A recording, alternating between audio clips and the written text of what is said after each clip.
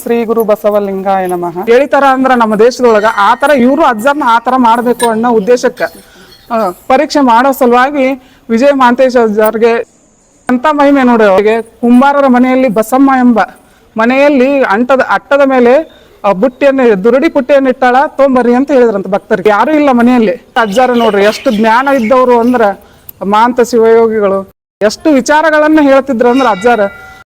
ಆಕಳ ಎಲ್ಲಿ ತನ ಹೋಗುತ್ತೋ ಅವರಿಂದ ನೀವು ಅಲ್ಲಿ ತನ ಹೋರಿ, ಅದು ಎಲ್ಲಿ ನಿಂದಿರತೈತೋ ಅಲ್ಲೇ ನೀವು ಚಿತ್ತರಗಿಯಿಂದ ಇಲ್ಕಲ್ಲಿಗೆ ಬಂದರವರು.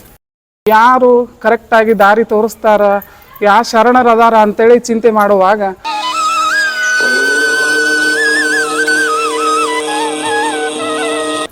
ಓಂ ಶ್ರೀ ಗುರು ಬಸವಲಿಂಗಾಯ ನಮಃ.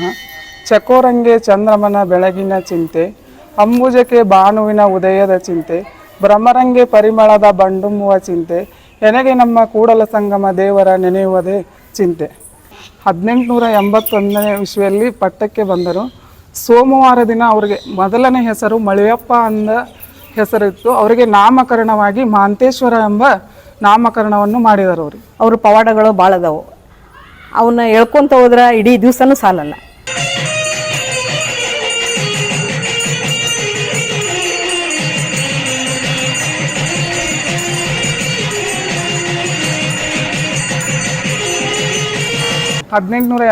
ನೇ ಇಸ್ವಿಯಲ್ಲಿ ಪಟ್ಟಕ್ಕೆ ಬಂದರು.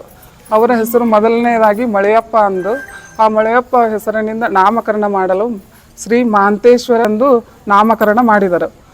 ಮೂಲ ಮಠ ಇಲ್ಲಿದು ಚಿತ್ತರಗಿಯಿಂದ ಇಲ್ಕಲ್ಲಿಗೆ ಬಂದರವರು. ಅವರ ಪವಾಡಗಳು ಶಿವಯೋಗ ಮಂದಿರಕ್ಕೆ ದಾರಿ ತೋರಿಸಿದಂಥ ಮಹಾನ್ ಶರಣರವರು.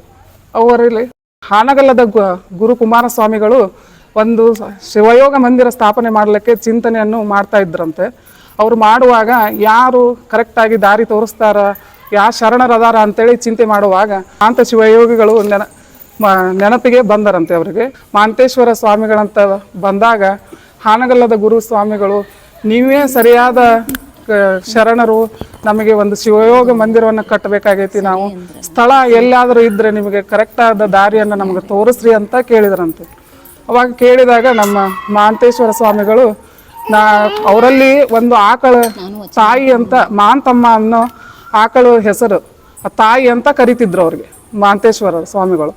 ಆ ತಾಯಿಗೆ ಸಂಕಲ್ಪ ಮಾಡ್ಕೊಂಡ್ರಂತೆ, ನೀನು ಇವರೆಲ್ಲ ನನ್ನ ನಂಬಿ ಬಂದಾರ, ಆ ದಾರಿಯನ್ನು ನೀನು ಕರೆಕ್ಟಾಗಿ ತೋರಿಸಿದ್ರೆ ಅವ್ರು ಅಲ್ಲೇ ಶಿವಯೋಗ ಮಂದಿರವನ್ನು ಕಟ್ತಾರ, ಅದು ನೀನು ಎಲ್ಲಿ ಹೋಗಿ ನಿಂದಿರ್ತೀಯೋ ಅಲ್ಲೇ ಅವರು ಕಟ್ಟುವಂಥ ಇದು ಮಾಡ್ತಾರೆ. ನನ್ನ ಸಂಕಲ್ಪವನ್ನು ಅವರು ಮಾಂತ ಶಿವಯೋಗಿಗಳು ಮಾಡ್ಕೊಂಡ್ರಂತ.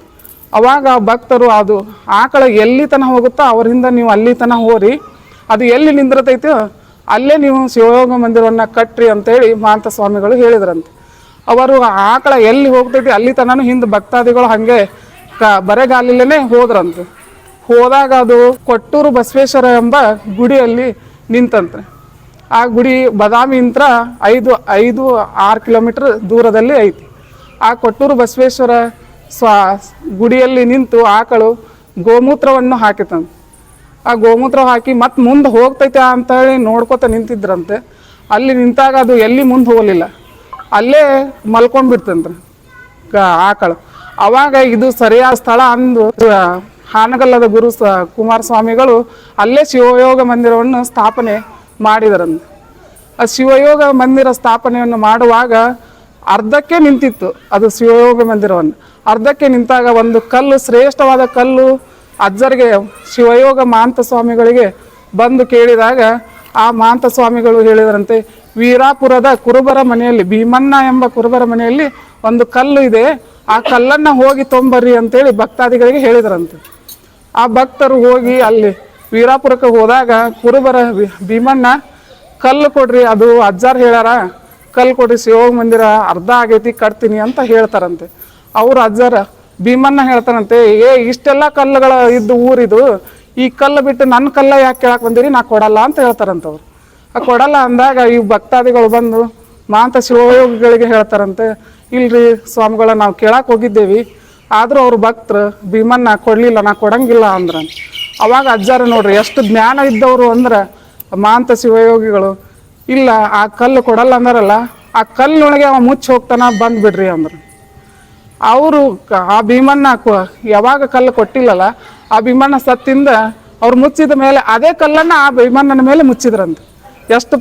ಎಷ್ಟು ವಿಚಾರಗಳನ್ನು ಹೇಳ್ತಿದ್ರು ಅಂದ್ರೆ ಅಜ್ಜಾರ ಅಷ್ಟು ಜ್ಞಾನವಂತರಿದ್ರಂತೆ ಅವರು. ಆ ಕಲ್ಲು ಮುಚ್ಚಿದಿಂದ ಈ ಶಿವಯೋಗ ಮಂದಿರ ಬ್ಯಾರೆ ಕಲ್ಲಿನಿಂದ ಕಟ್ಟಿ ಪೂರ್ಣಗೊಳಿಸಿದ್ರಂತೆ. ಅವಾಗ ಅವ್ರ ಅಜ್ಜಾರು ಭಾಳ ಶ್ರೇಷ್ಠ ಅಂತೇಳಿ ಪಲ್ಲಕ್ಕಿ ಒಳಗೆ ಕುಂತು ಕುಂದ್ರಿ ನಿಮ್ಮನ್ನ ಮೆರವಣಿಗೆ ಮಾಡ್ಕೊತ ಹೋಗ್ತೀನಿ ಅಂತೇಳಿ ಭಕ್ತಾದಿಗಳು ಬಂದು ಕೇಳಿದಾಗ ಶಿವಯೋಗಿಗಳು ಮಾಂತ ಶಿವಯೋಗಿಗಳಿಗೂ ಇಲ್ಲ ನಾನು ಅಂಥ ಶ್ರೇಷ್ಠ ಅಲ್ಲ, ನನಗಿಂತ ಕಿರಿಯರಿಲ್ಲ, ಶಿವಭಕ್ತರಿಗಿಂತ ಹಿರಿಯರಿಲ್ಲ ಅಂತೇಳಿ 12ನೇ ಶತಮಾನದಲ್ಲೇ ಬಸವಣ್ಣವರು ಏನು ಹೇಳಿಕೊಟ್ಟ ದಾರಿ ಇದೆ ಅದೇ ದಾರಿಯಂತೆ ನಮ್ಮ ಮಾಂತ ಶಿವಯೋಗಿಗಳು ನಡೆದರು. ಮಾಂತೇಶ್ವರ ಅಜ್ಜಾರು ಅವ್ರು ಹೇಳಿದ್ರು ವಿಜಯ ಮಾಂತೇಶ್ವರ. ಆವಾಗ ಪಾಲ್ಕಿ ಒಳಗೆ ವಿಜಯ ಮಾಂತೇಶ್ವರನ ಭಕ್ತಾದಿಗಳು ಇಲ್ಲ ಅಜ್ಜಾರ ನಿಮ್ಮನ್ನ ಕುಂತು ಭಾಳ ಜ್ಞಾನಿಗಳದರಿ ನೀವು, ನಿಮ್ಮನ್ನ ಕುಂದಿಸ್ಕೊಂಡು ನಾವು ಊರಾಗೆಲ್ಲ ಮೆರವಣಿಗೆ ಮಾಡ್ತೀವಿ, ನೀವು ಕುಂದ್ರ ಬರ್ರಿ ಅಂತ ಕರೆದ್ರಂತ್ರಿ ಭಕ್ತಾದಿಗಳು. ಅವಾಗ ವಿಜಯ ಮಾಂತೇಶ್ವರರು ಹೇಳಿದ್ರಂತೆ ನಾನು ಕುಂದ್ರೋದು ದೊಡ್ಡದಲ್ಲ, ನಾನು ಏನು ವಚನಗಳದಾವಲ್ಲ ಆ ವಚನಗಳ ಕಟ್ಟುಗಳನ್ನು ಪಾಲ್ಕಿಯಲ್ಲಿ ಇಟ್ಟುಕೊಂಡು ನೀವು ಮೆರವಣಿಗೆ ಮಾಡ್ರಿ, ನಾನು ಎಲ್ಲರಿಗಿಂತ ದೊಡ್ಡವನಲ್ಲ, ನಾನೇನಷ್ಟು ಜ್ಞಾನಿ ಅಲ್ಲ ಅಂತ ಹೇಳಿ ಅವ್ರು ಹೇಳಿದ್ರಂತೆ ವಿಜಯ ಮಾಂತೇಶ್ವರರು. ಅವಾಗ ಇನ್ನೂವರೆಗಿನೂ ವಚನದ ಬುಕ್ಕವನ್ನೇ ಪಾಲ್ಕಿ ಒಳಗೆ ಇಟ್ಟು ಮೆರವಣಿಗೆ ಮಾಡ್ತಾರೆ ಹೊರತಾಗಿ ಒಂದು ದಿನಾನೂ ಅವರು ಪಾಲ್ಕಿ ಒಳಗೆ ಕೂಡಲೇ ಇಲ್ಲ ಅಂತ ವಿಜಯ ಮಾಂತೇಶ್ವರರು. ಅವಾಗ ಬಂದ ಮಂದಿಗೆಲ್ಲ ಅನ್ನ ಪ್ರಸಾದವನ್ನು ಮಠದಲ್ಲಿ ಕುಂದು ಕೊರತೆಗಳಿಲ್ಲದೆ ಎಲ್ಲರಿಗೂ ನೀಡುತ್ತಿದ್ದರಂತೆ. ಅವಾಗ ಇಬ್ರು ಜಂಗಮರು ಬಂದರಂತೆ.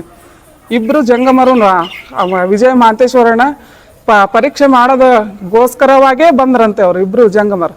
ಬಂದಾಗ ಅವರು ಇಲ್ಲ ನಮಗೆ ಕಡುಬು ತುಪ್ಪ ಬೇಕು ಅಂತ ಹೇಳಿ ಸ್ವಾಮಿಗಳನ್ನ ಕೇಳಿದ್ರಂತೆ ವಿಜಯ ಮಾಂತೇಶ್ವರಿಗೆ. ಕಡುಬು ತುಪ್ಪ ಬೇಕಂತೇಳಿ ಅವರು ಮಾಡಿಲ್ಲ, ಮಠದಲ್ಲಿ ಮಾಡೇ ಇಲ್ಲ, ಆದ್ರೂ ಅವ್ರು ಪರೀಕ್ಷೆ ಮಾಡೋ ಸಂಬಂಧ ಅಂದ್ರೆ ಮುಂದೆ ಹೋಗೋರ್ನ ಹೆಂಗ ಎಳಿತಾರ ಅಂದ್ರ ನಮ್ಮ ದೇಶದೊಳಗ ಆ ಥರ ಇವರು ಅಜ್ಜರ್ನ ಆ ಥರ ಮಾಡಬೇಕು ಅನ್ನೋ ಉದ್ದೇಶಕ್ಕೆ ಪರೀಕ್ಷೆ ಮಾಡೋ ಸಲುವಾಗಿ ವಿಜಯ ಮಾಂತೇಶ್ವರ್ಗೆ ಜಂಗಮರು ಬಂದು ಇಬ್ರು ಕಡುಬು ತುಪ್ಪ ಕೇಳಿದ್ರಂತೆ.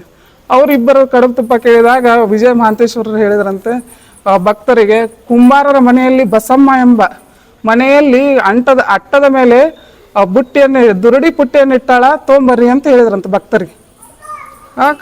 ಅವ್ರು ಕಡುಬು ಮಾಡ್ಯಾರೋ ಬಿಟ್ಟಾರೋ ಗೊತ್ತಿಲ್ಲ ಅವ್ರಿಗೆ ಅಜ್ಜರಿಗೆ, ಅದು ಎಂಥ ಮಹಿಮೆ ನೋಡಿ ಅವ್ರದ್ದು ಅಜ್ಜರದು. ಆ ಕುಂಬಾರ ಎಂಬ ಬಸಮ್ಮನ ಮನೆಯಲ್ಲಿ ಅಟ್ಟದ ಮೇಲೆ ಇಟ್ಟ ದುರುಡಿ ಪುಟ್ಟಿ ತೊಂಬರ್ರಿ ಅಂತ ಹೇಳಿದ್ರಂತ ಭಕ್ತರು. ಅವ್ರ ಭಕ್ತರು ಹೋಗಿ ಕದ ಮುಚ್ಚಿತ್ತಂತ ಬಸಮ್ಮನ ಮನೆ. ಆ ಕದ ಮುಚ್ಚಿದ್ದ ತೆಗೆದು ಯಾರೂ ಇಲ್ಲ ಮನೆಯಲ್ಲಿ, ಅಟ್ಟದ ಮ್ಯಾಗ ಇಟ್ಟಂತ ದುರುಡಿ ಪುಟ್ಟಿಯನ್ನ ತೊಗೊಂಬಂದ್ರಂತ್ರಿ ಅವ್ರು.